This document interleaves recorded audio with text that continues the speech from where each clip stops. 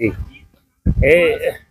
1 दिसंबर हमारे लिए बीएसएफ के लिए एक बहुत ही महत्वपूर्ण दिवस है। 1 दिसंबर 1965 को इस फोर्स का जन्म हुआ था और हम हर एक वर्ष अपनी फोर्स का स्थापना दिवस मनाते हैं, जिसमें हम एक बड़े खाने का ऑर्गेनाइजेशन करते हैं, जिसमें हमारे सीमा प्रहरी और उनकी फैमिली के साथ हम सेलिब्रेट करते हैं और जो कमिटमेंट हमने अपनी फोर्स को अपने देश के लिए दिया हुआ है उसको रीइंफोर्स करते हैं कि हम उसी कमिटमेंट से, चाहे वो इंटरनेशनल बॉर्डर हो और एलसी हो, उसी मुस्तैदी से, उसी तैनाती से हम अपना कार्य करते रहेंगे और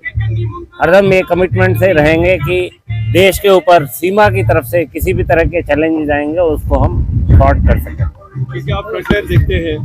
बीएसएफ का एक मेजर रोल रहा है हमेशा पास्ट में भी, प्रेजेंट चैलेंजेस हमेशा रहते हैं। बाकी सिक्योरिटी एजेंसीज हैं, लेकिन बीएसएफ हमेशा फ्रंट पर होता है, कंट्रोल है, इन्फिल्ट्रेशन जी। जो प्रेजेंट सिचुएशन है उसके बारे में हम जानना चाहते हैं। देखिए, अभी ये विंटर का सीजन शुरू हो रहा है और विंटर से पहले लगातार कोशिश होती है कि किसी तरह का इन्फिल्ट्रेशन किया जाए और हम उसको बड़े ही मुस्तैदी से उसका प्लान करते हैं।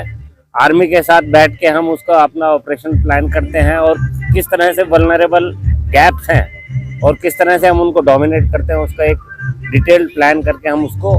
डोमिनेट करते हैं। तो उसी तरह से हम डोमिनेट कर रहे हैं और हमारी कोशिश है कि किसी भी तरह का कोई अटेम्प्ट अभी आगे आने वाले दिनों में होता बर्फ गिरने से पहले, तो हम उसको थ्वार्ट कर सकें। यादव साहब, क्योंकि बीएसएफ का हमेशा जो ग्रिड उसमें कोई कमी कभी नहीं आई, हमेशा अलर्ट रहते हैं। क्या एक्सेप्ट से गवर्नमेंट या बाकी स्ट्रेटजीज कहते हैं कि कश्मीर में मिलिटेंसी ओवर हो गई, किस हद तक ओवर हो गई या अभी भी कुछ इनपुट्स हैं अक्रॉस द बॉर्डर, अभी भी यहाँ वहाँ कैंप्स चल रहे हैं ताकि यहाँ उनको पुशअप किया जाए? जी, जो डिफरेंट इंटेलिजेंस एजेंसी से हमारे पास इनपुट आते हैं और उनके एनालिसिस हम करते हैं, उससे ये विदित है कि अभी भी लॉन्चिंग पैड पे लोग बैठे हुए हैं और उनकी ये कोशिश होती है कि वो इन्फिल्ट्रेट करके यहाँ पे पीसफुल एटमॉस्फेयर को खराब करने की कोशिश करें। लेकिन जिस मुस्तैदी से हम एलसी पे अपना एरिया डोमिनेशन करते हैं, वी आर वेरी कॉन्फिडेंट कि किसी भी इस तरह के अटेम्प्ट को हम नाकामयाब कर सकते। हाजी साहब, हमने देखा कि जो मिलिटेंट्स की जो स्ट्रेटजी वो थोड़ी चेंज हुई है, फॉरेनर्स का रोल ज़्यादा देखने को मिल रहा है, लोकल्स की रिक्रूटमेंट कम हुई है, जो एक सफलता है सुरक्षा बल। लेकिन जो फॉरेनर्स है उनका अटैक्स हमने देखे होते हुए, तो उनको काउंटर करने के लिए कुछ प्लानिंग हुई है या फिर उनकी तादाद जो है उसको कम करने के लिए कुछ प्लानिंग या टेररिस्ट के तरफ से भी अब उनकी अपनी कोशिश होती है कि वो अपने कैसे सिक्योरिटी प्रोटोकॉल को स्ट्रॉन्ग कर सकें। वो बहुत मिनिमम कम्युनिकेशन करते हैं, जिससे कि जो इंटेलिजेंस जिस तरह का आना होता है वो कई बार उसमें गैप्स आ जाते हैं। तो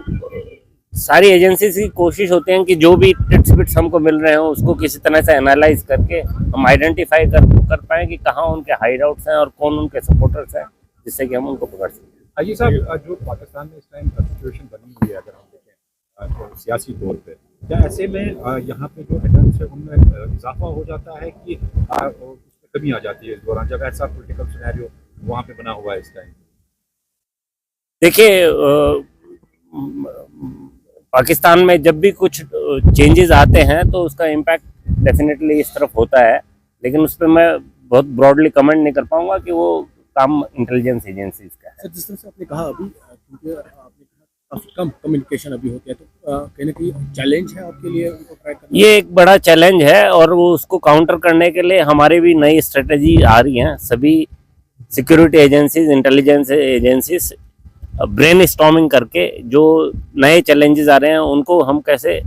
काउंटर कर सकते हैं उसकी कोशिश जारी है। बहुत बहुत